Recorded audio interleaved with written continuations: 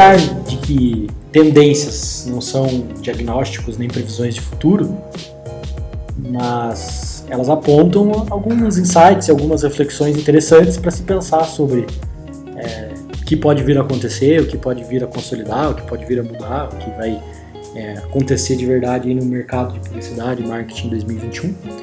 Então nós falamos basicamente sobre isso, com visões diferentes, de diferentes áreas dentro da agência, design, criação, redação, tráfego, e com certeza tem bastante conteúdo para você acompanhar esse podcast.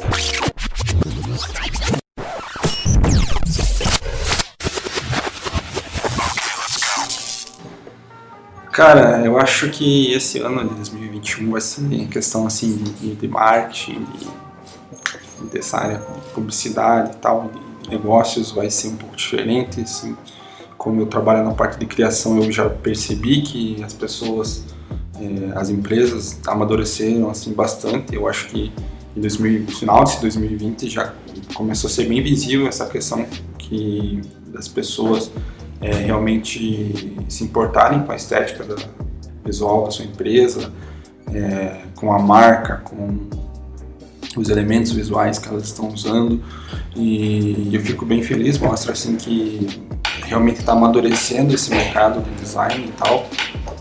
Mas você acha que antes, nos anos anteriores, não se valorizavam tanto? Cara, na verdade, valorizados, principalmente o cenário dos profissionais, eles sempre lutavam pela valorização. Mas eu vi assim que muitas empresas, inclusive empresas grandes, não tinham tanto esse feeling de realmente se importar com isso, até porque as pessoas querem vender. Então, basicamente, quando está vindo dinheiro, ele acaba que não é tão necessário você ter uma marca tão bem construída. E eu vi até grandes marcas mesmo que não se posicionavam em relação a isso, não tinham um posicionamento de marca tão efetivo, apesar de já ser tão importante, tão antigo também. Mas eu vejo assim que, pelo menos uma opinião minha, que nesse 2020, por as pessoas estarem mais conectadas, as pessoas começaram a ter mais essa ideia que o design ele não é só uma estética que você vai deixar para a tua marca, e sim você vai criar grandes valores, e esse ano foi repleto de cases de grandes marcas que foram reconstruídas, né? Tiveram rebranding, marcas criadas também. Então eu acho que começa a ficar visível já isso, que as pessoas estão começando a realmente ter importância sobre o design em si, de forma geral. Uma coisa que eu fico bastante feliz também é que, principalmente lá fora, estão falando bastante sobre a facilitação da leitura das pessoas, na questão de designs menos poluídos, que geralmente é chamado de minimalista, né? Esse design mais limpo. É uma grande tendência em várias listas e colunas aí de profissionais da área, que cores em tons mais pastéis sejam bastante usados, cores mais leves, né?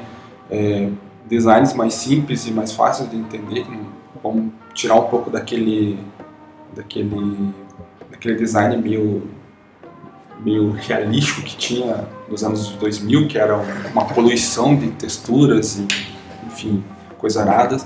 E eu fico muito, muito feliz. Hoje a gente já vê alguns cases que já faziam isso e vem acertando, que tipo o OneDrive, o WeTransfer, que tem uma direção de marca muito, muito interessante. Tem até o case da Globo, né, agora que saiu essa semana. A Globo, a gente vê isso. Se você não viu, fica a indicação aí de buscar.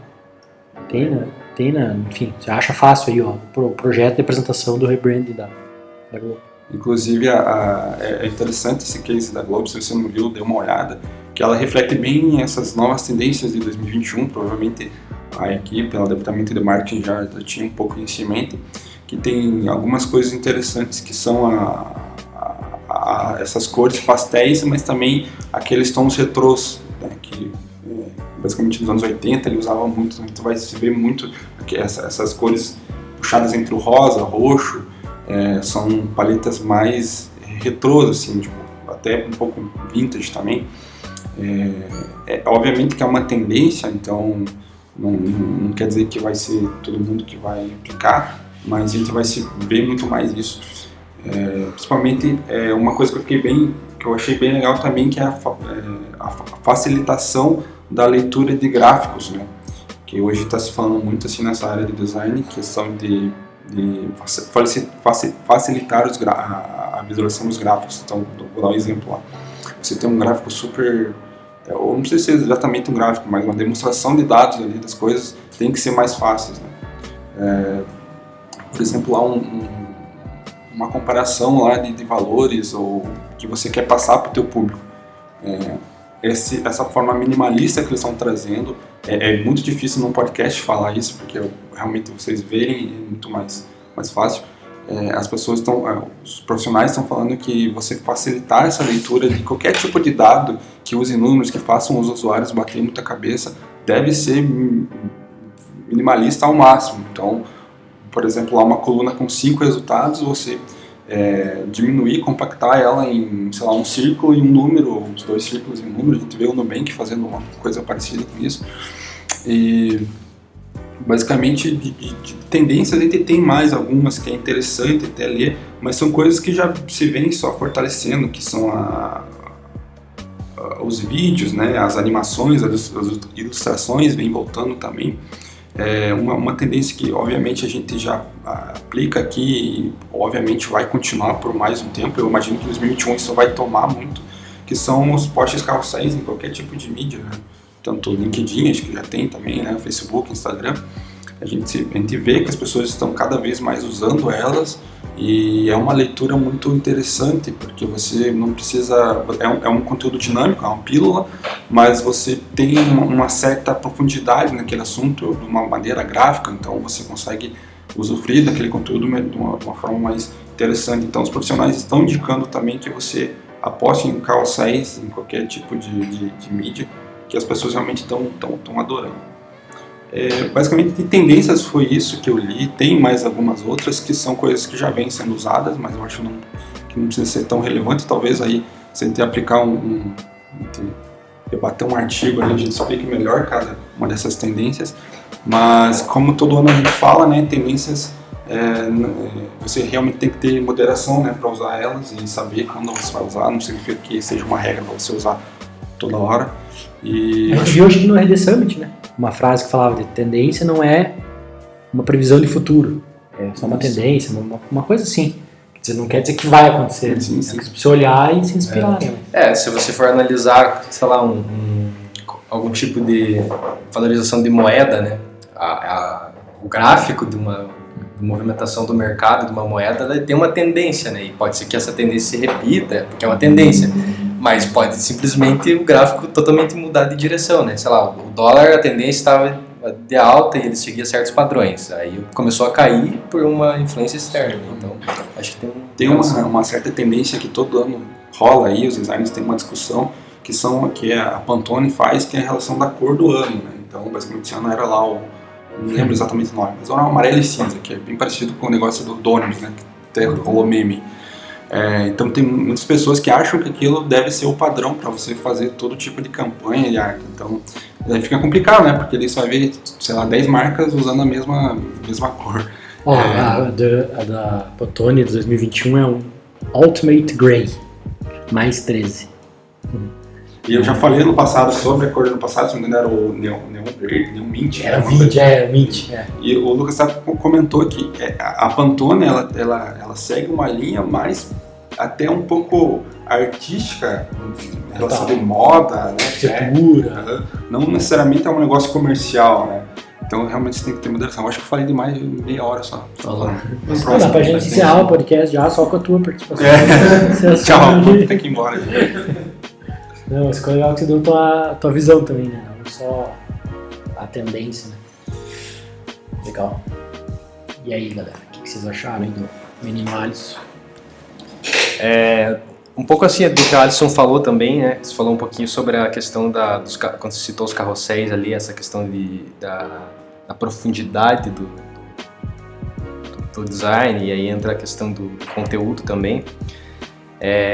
Eu vejo coisas parecidas Eu vejo assim um negócio muito forte que já veio acontecendo ano passado, acho que principalmente também por conta da pandemia, que foi o que já acontecia há muito tempo, mas a digitalização das coisas, eu acho que acelerou ainda mais, né? Não só assim como também pode ser um exemplo, o fato do crescimento do e-commerce, que é uma coisa que a gente vem falando muito, né? As pessoas comprando online cada vez mais. Mas, por exemplo, ano passado, nas eleições, eu não lembro se nas eleições anteriores dava para justificar o voto pelo aplicativo. Ano passado já deu para fazer isso. E não só isso, tipo, outros documentos podem ser usados agora no celular. Tipo, tem a CNH, existe a versão digital, né? E são exemplos até de, assim, como o governo está agindo de forma, né, indo para a digitalização. E não é só o governo, até porque o governo geralmente cria coisas meio atrasadas, né? Sempre o que é privado vai antes e aí o governo vai logo atrás, né? Mas eu vejo muito esse caminho assim, dessa digitalização, cada vez mais buscando também interatividade. Eu estava lendo sobre conteúdos interativos. Aqui a gente produz, né, bastante conteúdos como e-books, né? Infográficos e tal, e eu vi que estão apostando com uma tendência para daqui em diante você buscar maneiras de tornar os conteúdos cada vez mais interativos, para que não seja assim simplesmente a pessoa lendo aquilo e pronto, leu e acabou. Um exemplo disso são os botões, né? O botão, quando você está lendo um e-book lá, tem um botão aqui, clique aqui para ler mais sobre o assunto. Isso é interatividade, só que isso é uma interatividade bem básica, né? Porque já vem sendo usada há muito tempo. Ela é básica, mas a gente vê que os e-books não usam, né? Então a gente percebe que mesmo já todo mundo sabendo que é interativo, ninguém usa, né? Mas eu acho que não usa porque as pessoas fazem conteúdo da forma errada, né? Faz um conteúdo como se fosse uma propaganda e não para ser um conteúdo tão bom, né? Não está errado, mas é um desafio. A gente também quebra a cabeça diariamente, equipe, para pensar em como fazer um conteúdo que realmente gere o impacto e o resultado que precisa. Eu quero um resultado de cliente que ele converta, baixe e vire oportunidade comercial. Ou que eles repliquem esse conteúdo porque ele é muito bom. Mas, enfim, só esse adendo aí. Mas e nesse caminho que o mercado indica essa busca por mais interatividade, só que não é fácil, né? O que é um exemplo de coisa mais interativa? Tipo, um conteúdo rico que seja uma ferramenta, que seja, sei lá, uma calculadora, que seja algum aplicativo. Só que isso às vezes é bem caro também para desenvolver, demanda muito tempo do que você criar um e-book, né? Então, o desafio é tentar criar soluções criativas, mais interativas, só que de forma não tão cara assim, né? Porque para um cliente que tem uma verba reduzida, é muito difícil a gente criar ferramentas muito complexas e interativas que façam o usuário querer comprar, querer consumir mais aquele conteúdo, porque é difícil de fazer, né? A gente já tentou gerar ideias de vamos fazer diferente, não vamos ficar só no e-book, vamos tentar fazer outras coisas, né? Só que acaba sendo muitas vezes limitado por conta dessa questão de orçamento e tudo mais, né? Mas aí, de repente, até dentro dos próprios e-books e infográficos, é possível tentar gerar mais interatividade, talvez com o que eu vejo cada vez mais sendo usado também é QR Code, que é um negócio já meio antigo, né, mas eu não via sendo usado tanto assim. Eu acho que em 2020 eu vi muito mais plataformas usando, não sei se vocês viram dessa forma. Vejo também assim, a questão da realidade aumentada, aplicativos que falam sobre essa... criar produtos que você vai lá, ler com o teu celular, ler com o dispositivo de realidade aumentada e você consegue ter uma experiência diferenciada, né? São coisas que vão ficando mais baratas também ao longo do tempo, né? Tipo... a gente hoje em dia a gente tá com a internet, é interessante pensar assim que os e-books de 5 anos atrás eram realmente muito parecidos com um jornal, com o livro, né? Então você tá na internet, você tá num computador, então, você podia criar tantas maneiras de aumentar essa experiência, realidade, né? Em relação a ter uma coisa que eu ouvi falar no evento lá do RD Summit, que me falaram, numa palestra, não lembro exatamente quem estava falando, que é mais nessa área de programação e código, que é uma grande tendência, uma parada bem foda assim deles, que os caras eles querem realmente passar todos esses aplicativos que são, não sei se é standalone o nome, que não são direto no navegador, você tem que baixar, para uma maneira mais fácil do cara conseguir já usar no próprio computador, no navegador, entendeu? Uma parada sempre mais fácil de utilização, né? Nunca tão difícil, né? Também essa questão da realidade aumentada é bem interessante, porque se a gente for parar para pensar em um futuro próximo, os próprios banners, coisas aradas, você vai, sei lá, mostrar a tua câmera para ele, vai para ser outra coisa ali, vai animar. Eu acho que isso é muito real, né, cara? É um negócio que já existe, de você realmente ter um QR Code e quando você colocar a câmera lá naquilo, aquilo se transformar. Eu acho que isso é muito mágico e é muito real também, que já está sendo usado, ainda eu imagino que em passos lentos, mas logo as empresas vão apostar nisso, e eu acho que se você começar a pensar isso agora, mais para frente você não vai se bater tanto. Porque acho que cada vez se torna mais barato para produzir esse tipo de coisa e também para consumir, né? Porque a tecnologia vai ficando mais acessível, né, ao longo dos anos e com isso tende a evoluir com o tempo. E acho que entra também aí a questão de sites, né? Talvez assim, cada vez mais a gente vai ver tecnologias novas surgindo dentro da criação de sites que permitam criar sites mais interativos também, que proporcionem essa experiência que você falou de não precisar baixar nada para poder usar tudo no navegador, né? Não vejo assim como uma tendência já para 2021, né? Eu acho que é algo bem mais para o futuro, mas exatamente, meio cyberpunk, assim, pode ser totalmente reformulada a maneira de você fazer site, acessar um site. Uma pira que eu tenho, assim, que provavelmente em alguma hora da vida, assim, você vai no Mac e vai ter só um QR Code, você vai colocar a tua câmera ali, não vai ter mais aquela tela, por questões de economizar, né? Você vai pro teu menu ali no teu celular, né? Até porque todo mundo tem um celular, eu acho que logo isso vai acontecer, sabe? Eu tenho um café aqui em Ponta Grossa que tem isso, que o menu dele é só pelo QR Code, eles não... Sim. Talvez eles tenham alguns guardados lá, porque a pessoa, sei lá, vai sem celular lá, também não vai ficar sem o menu, né? Mas eles meio que forçam a usar para ler ali pelo leitor de QR Code. A pandemia fez com que alguns outros lugares, restaurantes, bares também abolissem o menu físico. Até para evitar, né, o contato com o papel que outras pessoas vão pegar. E eu acho que isso vai acabar virando uma tendência, facilita na hora de editar opções, valores, e cria mais essa interatividade do cara. Mesmo o cara estando ali fisicamente, não digitalmente, né? Mas ele acaba interagindo dessa maneira. Você não precisa reimprimir o cardápio ou colar adesivo toda vez que dá o preço, né? Ou passar Rorex em cima, canetinha, algo assim. Com certeza. A gente precisa botar essa lógica em conteúdos, e tu imagina que também você poderia usar as tecnologias de realidade aumentada em conteúdos também, né? Você colocar o celular lá e já aparecer um aplicativo. Isso obviamente é um sonho, mas eu acho que é um negócio real, para o futuro, né? Também, com certeza. Pelo que eu dei dando uma lida mais na minha área, a tendência que eu acredito que vai funcionar daqui para frente, muito em razão por causa que 2020 foi um ano atípico e fez com que muitas pessoas acabassem interagindo mais em redes sociais e digitalmente, consumindo coisas digitalmente, né? Tanto comprando quanto conteúdo digital. As marcas darem mais espaço para o usuário se manifestar sobre o que ela faz, né? Antigamente a gente tinha muito a propaganda meio boca a boca, assim, né? O que você falava, a maneira com que você se posicionava era o que mandava no mercado. Então, você era muito bem falado e a tua marca, ela meio que se divulgava sozinha.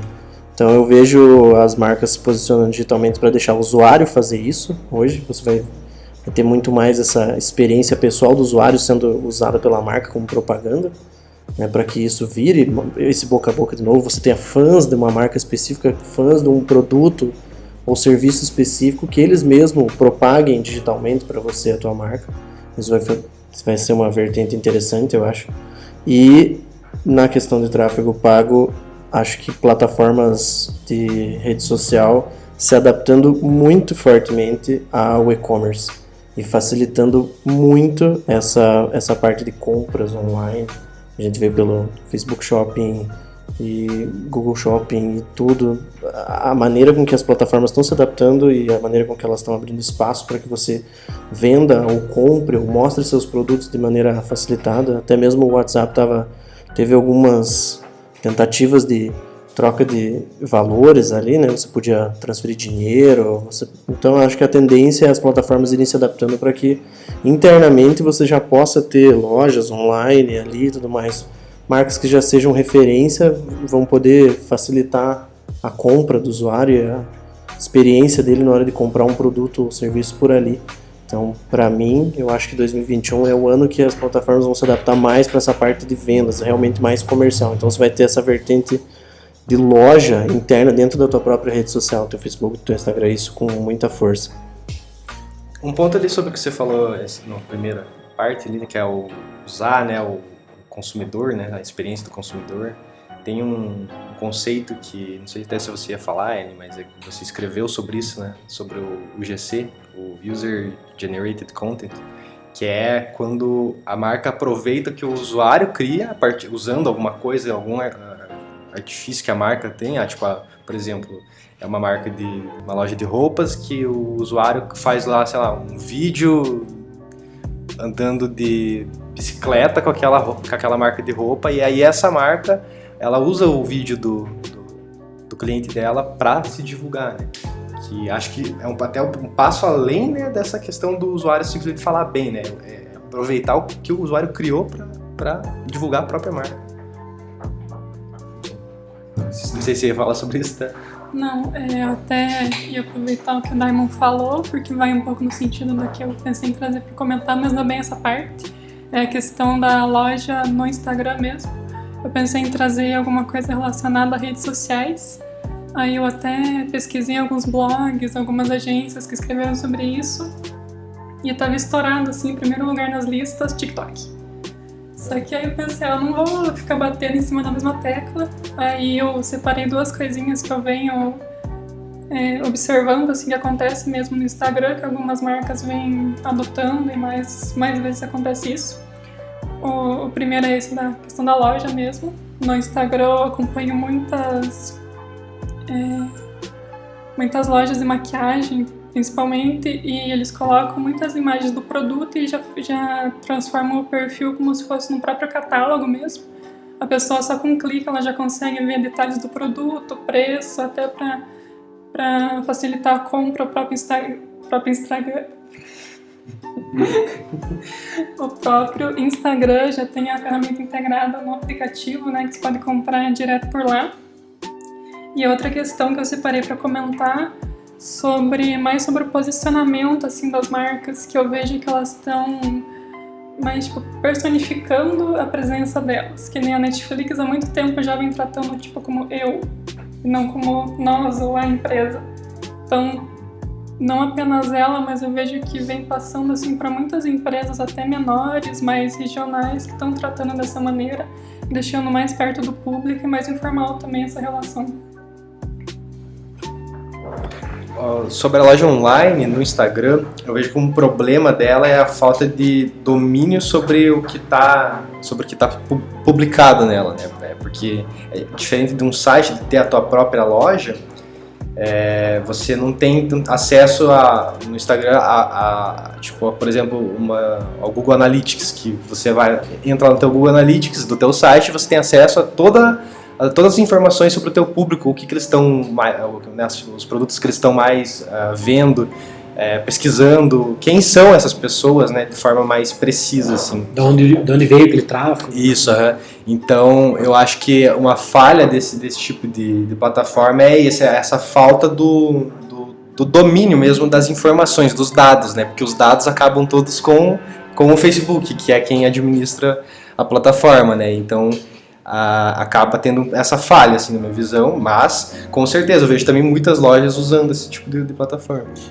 A gente tem que pensar também que as redes sociais, elas são, acima de tudo, são empresas, né, que querem ganhar dinheiro. Eu acho que quando começa a ter uma movimentação muito grande fora, né, das redes sociais, que são com o crescimento do e-commerce externo, sites de loja integrada, Magento, etc., tendem essas empresas a botar a mão na massa e tentar fazer que melhore realmente esse marketplace dentro deles, né? Então, eu acho que, seguindo a lógica do que o Daimon falou, do que vocês estão falando, é que esse cara tenta otimizar isso da maneira mais foda possível para fazer com que essas pessoas não saiam dali, né? Eu imagino que a ideia, o ideal dos caras é de você fazer tudo dentro da rede social, né? Tipo, tudo. A ideia é que você fique lá até morrer e dê muito dinheiro para eles. Mas tanto Ela que tá parafraseando o dilema das redes. tá no dilema das redes, isso que a gente até comentou, né, do conceito da timeline, que é um negócio pra você nunca sair dali, né? Ficar infinito, por isso que sempre tá carregando e nunca acaba, você nunca vai chegar no fim. Ela sempre vai trazer uma novidade, né? Nunca vai ficar igual. Nada rancoroso, né? Eu não sei, mas o negócio que você comentou de pagamento, acho que não tem pagamento ainda no Instagram, né? Você tem que vincular com um meio de pagamento externo ainda, né? Estuda-se isso, até o próprio WhatsApp, saiu notícia, daí o Banco Central barrou e não sei o quê, porque é o que você falou, eles querem que você fique na plataforma. E não querem porque eles são bonzinhos, porque eles querem te ajudar, porque eles querem ganhar dinheiro, né? Então, eu acho que o meu ponto que eu até ia trazer, para talvez ter uma visão mais generalizada do mercado, eu percebo um amadurecimento do mercado das empresas com relação à atuação no marketing digital. Talvez ainda muito longe do ideal, mas é nítido que existe um amadurecimento. Coisas do tipo assim, eu já tentei fazer um trabalho lá em redes sociais, mas aí a pessoa que eu contratei, ou a empresa que eu contratei, ficava postando lá uns postzinhos bonitinhos, mas não dava nada, não era isso, eu até achava feio, porque eu postava as fotos lá numa loja de roupa, a mulher falou pra mim isso. Eu postava as fotos no espelho lá, então eu tinha um estilo das postagens, a iluminação que eu colocava, e eles faziam posts montados com design. E aí, não era isso que eu precisava. E aí, quando a gente... Interessante que ela estava fazendo o conteúdo correto para uma agência. Ela estava fazendo correto e aí contratou uma agência que não sabia o que estava fazendo e começou a fazer por aquele perfil de negócio, para aquele modelo de negócio que não era o caminho, né? Não quer dizer que você não possa fazer um post com design. Pode, depende do mercado, enfim. O importante é, puxando o gancho do que a Ellie falou, que eu achei bem legal, é das marcas serem eu, né? E quando você é eu, você não faz propaganda, você fala do teu dia a dia, você conta os bastidores da empresa, você conta a vida real mesmo, uma coisa que está acontecendo aqui agora e tal. Ou pode ter uma mistura ali, é uma equação difícil, né? Não é uma equação fácil de se entender, né? Parece a gente que trabalha com isso um pouco mais límpido, esse assunto, mas de forma geral eu acho que o mercado tem amadurecido e tem percebido isso, eu percebo, pelos clientes. A gente tem contratos aqui na agência que a gente faz, além de produção de conteúdo, gestão de tráfego, que são os anúncios. O que acontece? A empresa tem um departamento interno que faz a criação de alguns anúncios, mas quando eles querem anunciar, eles passam para nós, para a gente fazer a configuração disso da maneira correta. Então, mostra um amadurecimento do mercado e saber entender que são atuações separadas. Não quer dizer que não possa estar junto tudo dentro da agência, mas também pode ser feito separado, né? Então, é mais nesse sentido que eu quis trazer. Não vou me estender mais, porque já está bastante tempo e vocês trouxeram bastante conteúdos bons. Então, acho que era isso aí. Show.